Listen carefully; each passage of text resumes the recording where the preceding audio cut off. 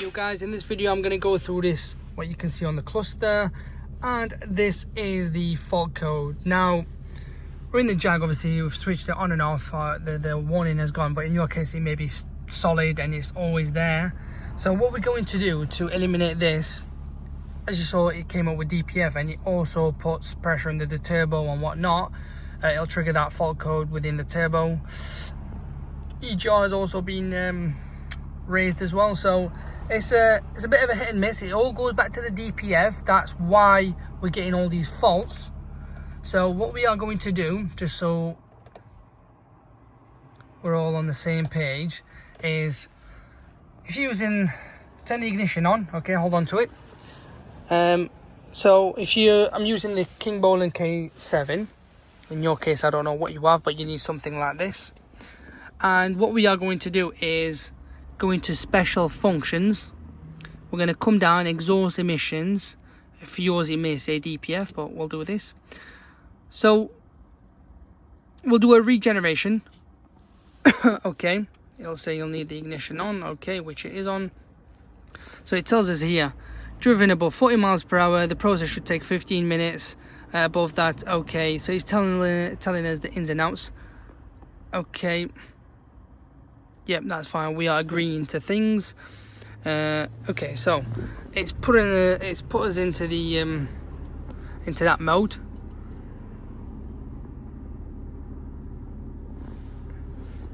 So we'll just let it run. So okay, what we'll do, we are in that sort of process. So we shall drive, as it says, for that sort of length of time, and then hopefully we'll do another scan. So if let's just bring the camera a little bit this way.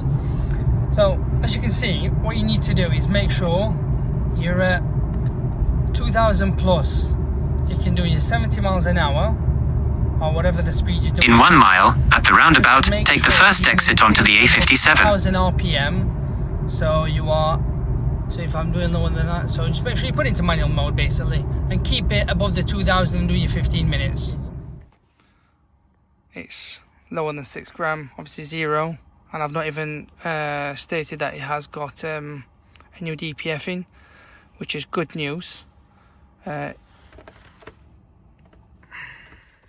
Turn it off.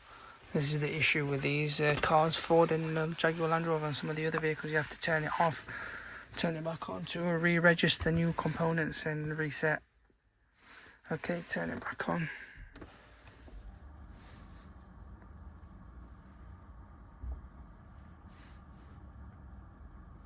That's fine. I know what the fault codes are, it's to do with other things, but we are going to reset it.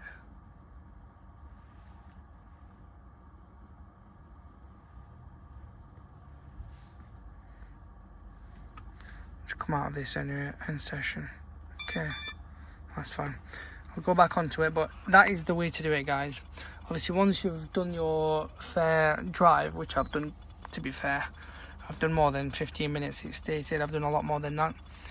What I would recommend is just reset the DPF and clear any fault codes there are stored. But if it's something else other than the DPF, then it's okay, don't worry about it.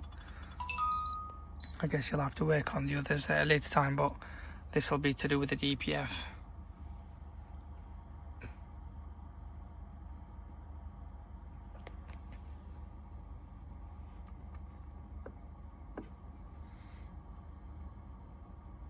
So pause. I'm sure that'll just be the fuel filter, water and fuel condition. That's fine. We know about that one. That's all right. So we'll have to do, come back at this, special functions. Exhaust emission, replacement, okay, ignition on. I do recommend you do this, and this should hopefully fully reset it, even though it's done itself, but I just generally do it just to be sure that the customers don't complain.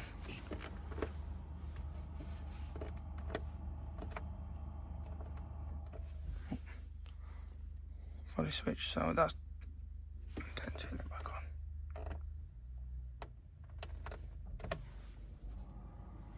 So that's the way to do it. Okay.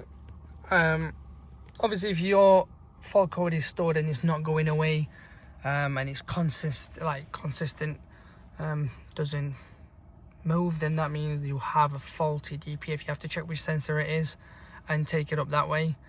But in our case, it's all good. We're not getting that fault code anymore in bright red and restricted performance. It's all good to go.